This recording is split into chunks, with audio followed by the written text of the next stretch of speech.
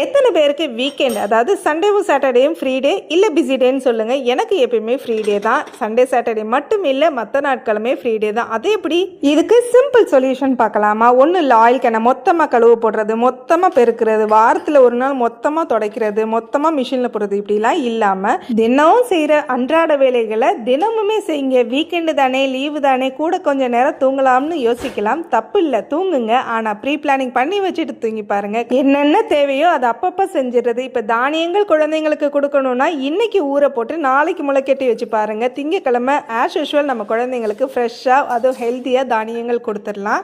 இப்போ ஜூஸ் வேணும்னு நினைக்கிறாங்க குழந்தைங்க, எவ்ரிடே கொடுக்கணும் அப்படின்னா ஒரு ½ அன் ஹவருக்கு முன்னாடியே ஜூஸ் போட்டு வச்சு பாருங்க. நாளைக்கு உங்கள் வீட்டில் நான்வெஜ்ஜா, இன்னைக்கே இஞ்சி பூண்டு பேஸ்ட் வேணுமா, இல்லை புதினா கொத்தமல்லி வேணுமா, எது தேவையோ அதையுமே ப்ரீ பிளானிங் பண்ணி வச்சு பாருங்க. அது மட்டும் இல்லை, தினமும் ஒரு 10 நிமிஷம் ஒவ்வொரு வேலையும் பார்க்கறதுக்குன்னு கணக்கெடுத்துக்கோங்க.